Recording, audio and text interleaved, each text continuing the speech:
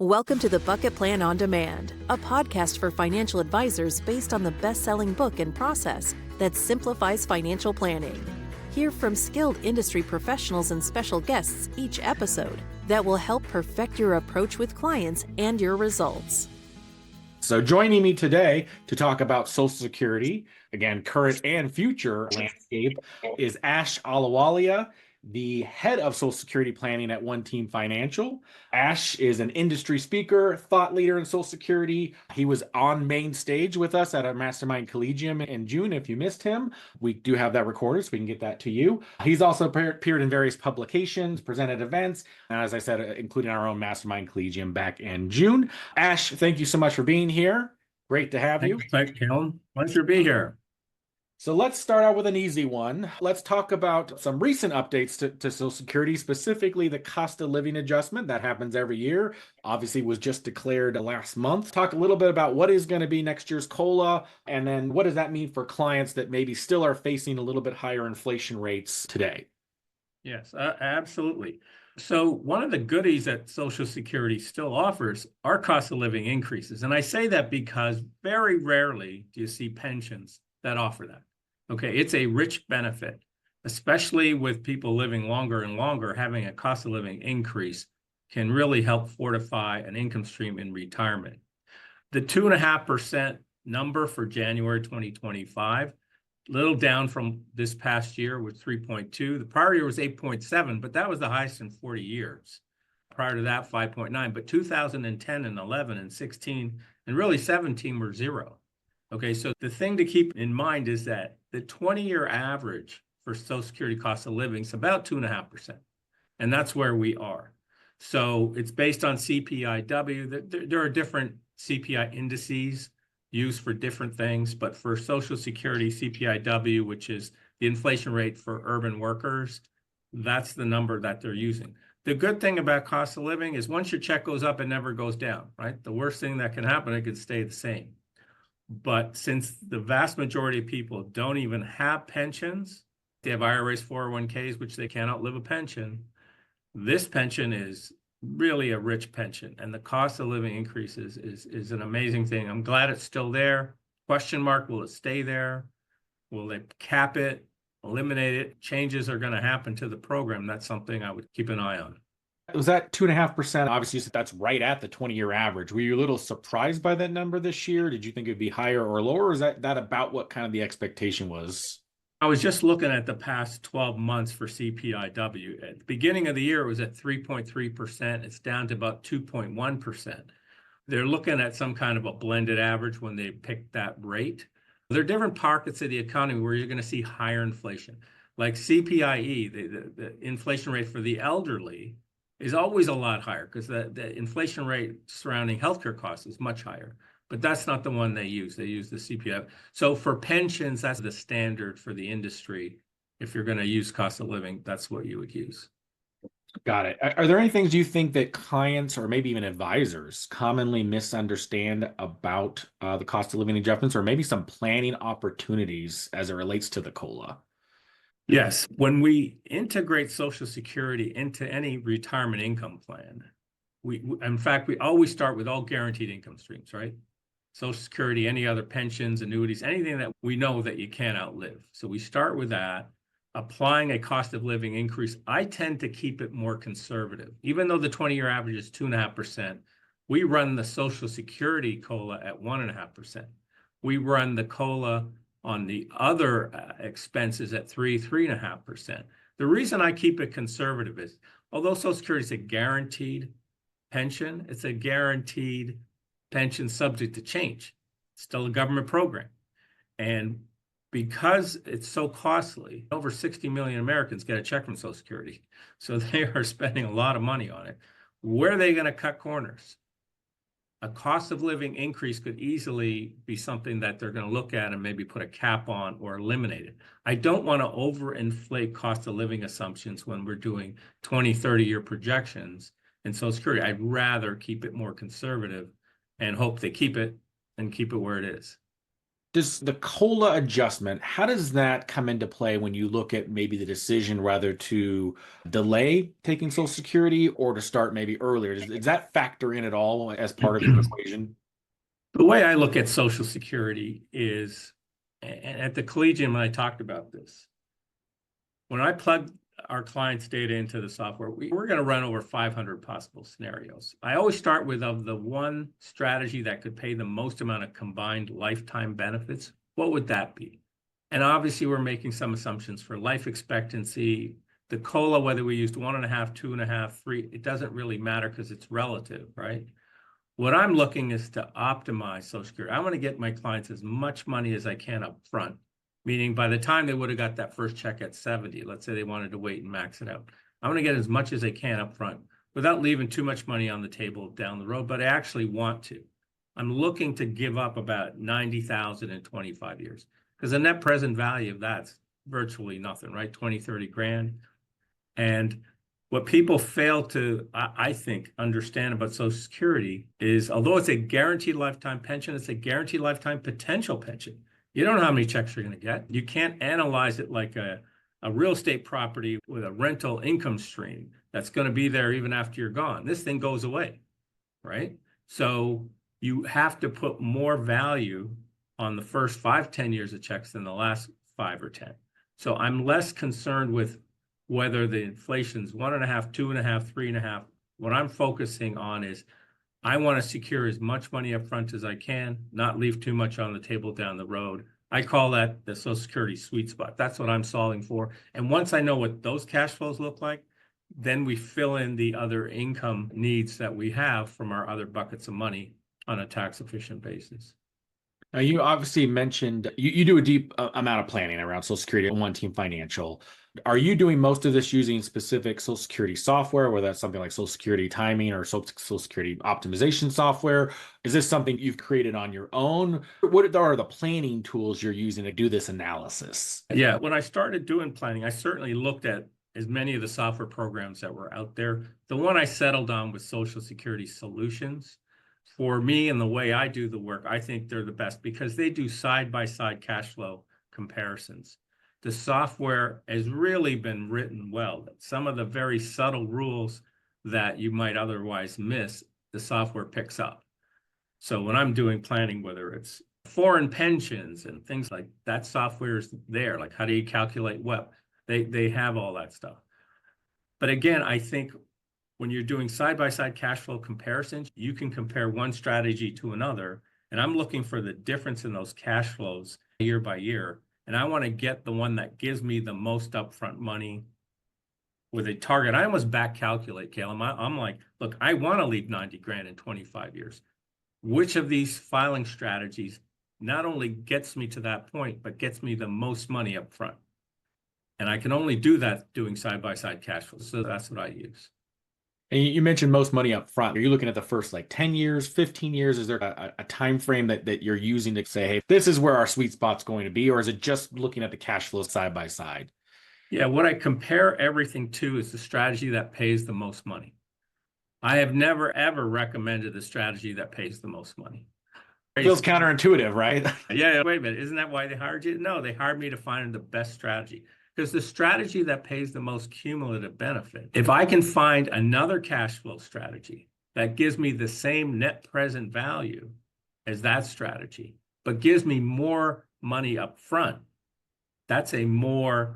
you're more likely to get those payments, right? I'd rather get an extra 200 grand by the time I would have got my first check at 70, even if I'm giving up 90,000 in 25 years, because the net present value of those two cash flow streams are almost the same. If they're both virtually the same in today's dollars, which one's better? The one that pays you more upfront is better. But the point is, if they've already secured a couple of $100 grand in benefits and they're only giving up 90 in 25 years, that's the way to go. But you can only get to that place by running those hundreds of iterations, side-by-side cash flow comparisons. Now, you mentioned like 500 basically different planning scenarios. I think there's a misconception that Social Security is very simple when it can be very complex on the individual level.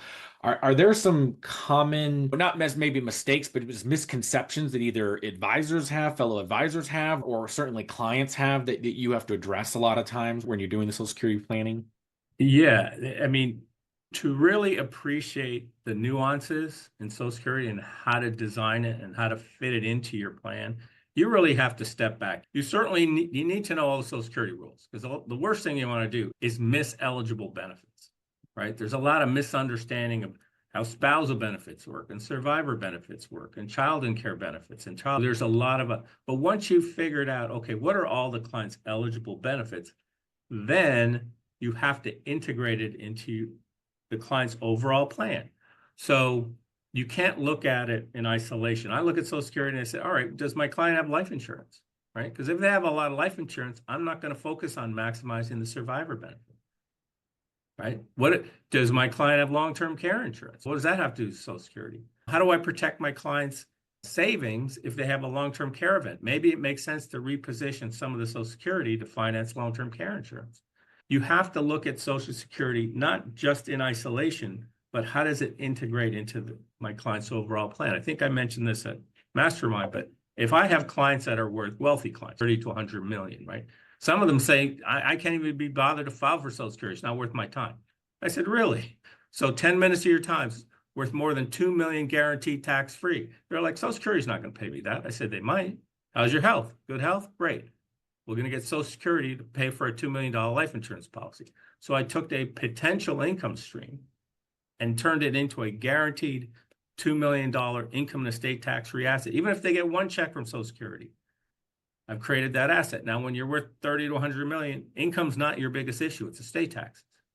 So again, as a financial planner, yes, you have to look at Social Security and all the eligible benefits, but the optimal filing strategy depends on all that other stuff, right? What other money do you have? How long do you plan to work? How's your health? Do you have other pensions? All of those have, if you're going to do a Roth conversion strategy, I may optimize Social Security, but if it makes more sense to delay because we want to do some Roth conversions, we're going to integrate that into a retirement plan. There's no cookie cutter solutions. There's no quick answers. Every situation's different. I think that the big takeaway I just heard from you is you can't do this in isolation, right? You can't just run a software, look at what the software says, and you got to ultimately look at the bigger picture. And like you said, take a step back. And that's truly where the individualization. Let's switch gears a little bit. You mentioned a couple of things, and obviously a lot of what's in the news and probably what a lot of clients hear are some of the negative things around Social Security trust fund running out of money, or you mentioned maybe some changes to COLA in the future. What are some things that maybe are on your radar right now? Obviously, we're going to have an administration change, probably a change also in Congress. Looking through your crystal ball, and I won't hold you to any predictions. Are there any things with Social Security maybe coming sooner rather than later? Again, just more forecasting into the future. That's a great question. And you're right. Every year, it seems there's always talk about one thing or another. They have to make changes to Social Security. How are they going to cut the cost of Social Security? Politically, some changes are easier than others. Okay, you can't go into Florida, run for president, tell retirees you're going to cut their Social Security. That doesn't really work. But you could tell a 20, 30, 40-year-old, you're not going to get your benefit at 67. You're going to get it at 68 or 69 or even 70. And they're like, whatever. They don't even think they're getting Social Security. But from an actuarial perspective, where the trust fund's supposed to run out of money in 10 years, pushing the full retirement age out from 67 to 70 could tack on easily 15 years, 20 years to the trust fund. So that's a simple change. What about the taxation of Social Security? Worst case scenario, you have to include 85% in federal taxes. Most states, you don't pay state income tax, but they could tax 100% of it. They only tax Social Security on the first 168,600 of income. They tax it, Medicare, on all your income. Right? So why wouldn't they increase the taxable wage base for Social Security? What about means testing? They're already means testing Medicare, right? IRMA is a means test, right? The higher your income, the more you pay for Medicare Part B and D. So they could means test Social Security. They could tell Warren Buffett, you're going to only get 80% of your Social Security benefit, but you're going to be okay. And I think that would probably work. So maybe if you have a high income, you don't get 100% of your Social Security, you get 90% or 80%. There's a lot of levers they can pull. I think they'll do something, but the notion that you need to race into Social Security because you're going to run out of money and I want to get my money before they run out of money. That's not a good reason to race into. The program's not going away. It makes no sense. It's going to be around, but it's likely going to have some changes. How is that affecting maybe as you're, because obviously when we're doing planning, we're planning into the future, right? Maybe looking many years in the future. With these changes in mind or potential changes in mind, is that affecting anything you're doing from a planning standpoint now, especially maybe like a younger client that maybe that age is going to be raised potentially, or a higher net worth client where maybe they're going to means test? Is that changing anything for you from a planning standpoint? Well, I will say, because our firm, we focus on working with people approaching retirement or in retirement, right? So they're really 60 plus. So I don't see a lot of major changes to their benefit streams, maybe the taxation of it, but not some radical changes. But I will say this, going back to integrating Social Security as a part of an overall holistic financial plan, getting the smartest and best use of that money. The story I told about the $100 million guy buying life insurance and creating money to pay your estate taxes. But guess what? I have a client, she's a divorced woman, early 60s, J&J retiree, has a granddaughter she wants to protect. So we're using some of her Social Security to leave $1 million policy in a trust for the granddaughter, because now she knows something happens to me, that granddaughter's taken care of. Now I can spend all up my other money. So I think where we really enhance the value is to say, what's the smartest and best use of those Social Security dollars? How does it fit in to a coordinated retirement income planning strategy? I worry less about what might happen for cost of living or what might happen for means test. We'll deal with that down the road. It's more about building the right strategy going in. You've used 2 case studies with us so far, and I love case studies because they're a great example of ways as an advisor you can think about like other clients I might have that are going to look similar. Is there any other ones you've come across recently where you're like, hey, this is a really cool case study that is an example of maybe Social Security planning at its best? Other examples that you shared other than the 2 already? All right. I'll highlight on a couple of things. The spousal benefit seems to confuse everybody, right? Because there used to be 3 and then there were 2 and now there's 1.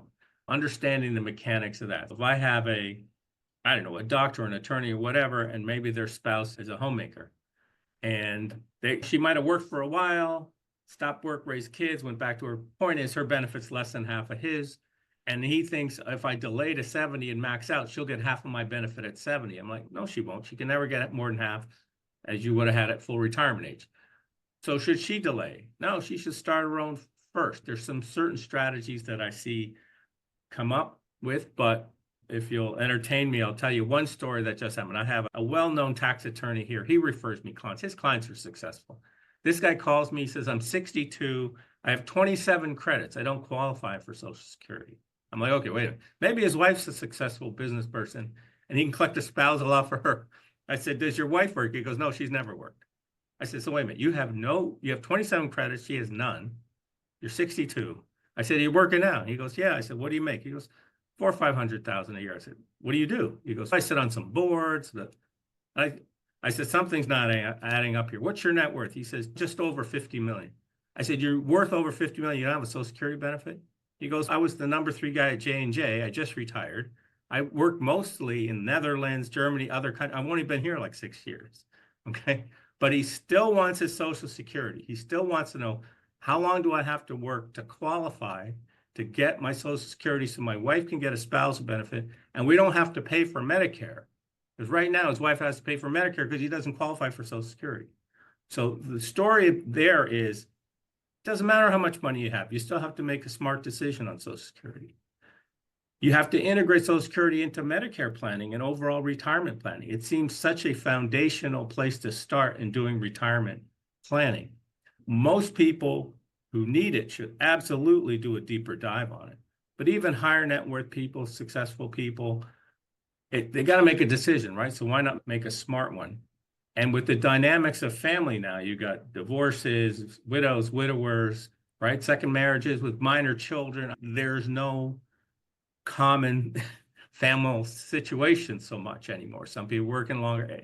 It's really, that's the nice part about Social Security. You have to bring a lot of creativity into it because everybody's situation is different. But fundamentally, you start with listening to your clients. What's important to them? What are their goals? What are their dreams, right? All the stuff that we do when we're doing bucket planning and going through that process, all of that feeds into identifying that optimal Social Security strategy, because it's still about fitting it in and fulfilling their dreams, right? Where would you advise an advisor that maybe wanted to up their Social Security knowledge? I know there's some designation programs out there. There's different courses. Is there one that you recommend that, hey, this is a really good place to go and up your knowledge when it comes to Social Security? Because it is so foundational to the planning process. I know a lot of people also like to run Social Security workshops. It's a good way to acquire new clients from a business development standpoint. But what would your recommendation for somebody that maybe is still a neophyte when it comes to Social Security, but wants to really up their game? Sure, absolutely. I can tell you what I did. I got a couple of certifications, but the one that I like is the NSSA, National Social Security Association out of Ohio. Jim Blair and Mark Kiner run that, CPA and a former Social Security person. Great, not just a great place to get the certification and to keep up with the industry, but when you have questions, you can reach out to them. They can help. The software company I use has some smart people that run the software. They know the rules. I found that to be very helpful as well. So from a certification point of view, the NSSA, I think, is the way to go. As far as workshops, I've never done a public workshop. All my presentations are to CPA firms, law firms, CPA societies, law societies, the New Jersey Bar, New York Bar. I'm looking to get in front of centers of influence, because ultimately I'm looking for qualified prospects 60 to 70. And people are willing to pay my fee. I charge a high fee as a way to filter out prospects, quite frankly, because I can only do so many plans. So I want a person who's willing to pay for professional advice, someone who came to me from a professional, a CPA, much stronger referral, right? If their accountant says, look, I don't know, call this guy, he did my plan, that's a powerful referral. So I'm looking to build a wide net as far as CPAs and attorneys. Every week I get referrals from some CPA or attorney who heard me 2, 3, 4, 5, 6 years ago. They still remember me. So they're all out prospecting for me. If I speak in a public workshop, I'm getting in front of that one person. They don't know me. I don't know them. Are they going to refer me to other? I don't know. But professional referrals for me. And again, there's a lot of ways to do this, but that's where I've landed. Fantastic. No, that's a great point. In the center of influence marketing, and especially if you're able to go get that designation, hold yourself out there as a Social Security expert, and ultimately use it to obviously all of us are looking for on target, qualified prospects, and center of influence marketing is certainly a better way to go than just a cattle call workshop a lot of the time. Yeah. And I'll say that, and it still shocks me to this day. I have a 9-page questionnaire that I use, and these people will tell you everything. A lot of times at the end of my call, they'll say more about me than my spouse or my sibling, like my accountant, because they want you to have all the information you need to find them the most money. They don't want to hold back anything. So they tell you everything. And what it turns out to be is really an Easter egg hunt for other opportunities. When I'm asking them about longevity risk, how's your health? I'm really underwriting them for life insurance and long-term care. I have to come up with a number for life expectancy, but now I know, oh, they just had back surgery. We're not talking about long-term care right now. What other money do you have? They tell me. Are you happy with your wealth managers? Not really. They talk about everything. So the process, certainly we're going to do the Social Security and integrate it, but through that process, we're identifying other business opportunities. And that's such an important part of it. It's not just about the Social Security, finding a way to build a relationship with that client on other levels. We do have a quick question in the chat from Chris. Chris wants to know, are you available for advisors in this room to send their clients to you to do the analysis for your fee? Is that an option? Yeah, absolutely. I have other financial planners around the country who do. Now, if they're doing investment management, insurance, and all that, I just do the Social Security. I charge my fee. I don't mess with their clients, right? But yeah, I am available for that. So I would say, again, I'd be happy to have a conversation with anybody about that. Yeah. So again, if you don't want to go the route of becoming the expert, you can leverage our in-house expert, so to speak, with Ash. Yeah. Ash, we got 2 minutes left, and I told you that 30 minutes to go quickly. Any final thoughts? Any other final takeaways for the audience when it comes to Social Security and maybe looking now or into the future? Yeah, I would just say that whether you do it yourself, become an expert on your own, get certified, et cetera, or you partner with other specialists, you absolutely want to distinguish yourself from other advisors. And one way to do it is to be very knowledgeable on Social Security and Medicare, because when you get to your 60s, that's what people are talking about, right? And so I think we train people in our industry on how to ask for referrals. I focus on becoming referable, right? And I think when you have a specialty where people have a need and you position yourself as that expert, you're going to get many more referrals that you might not get for investments or insurance or long-term care. So I would say it should be something you build into your practice, whether you do it or you partner with somebody. Love it. Yeah, that niche marketing too, right? Niches make riches. That's always something to run in my back of my head. I want to say thank you to all of you for joining us for obviously our coffee break this morning. Ash, big thank you for being here with us today, being such a powerful resource when it comes to Social Security. Again, if you have any other additional questions, feel free to reach out and we'll get those answered. But see you all next Thursday for another edition of Coffee Break. And Ash, thank you again. Thanks, Kalem. Thanks, everybody. Appreciate it. Have a great day. Thanks for tuning in to the Bucket Plan on Demand, brought to you by C2P, an organization whose purpose is to educate, train, grow, and support holistic financial advisors so families can achieve true prosperity. Subscribe today for the latest episodes and insights. Visit c2penterprises.com to learn how we can help support and enhance your advisory business. At the time of delivery and any subsequent publishing, information was deemed reliable, but is subject to change by the time of listening or viewing. The contents of this piece include options and projections of C2P, are subject to change, and are for informational purposes only. The information provided in this presentation is not intended to be individual investment, tax, or legal advice.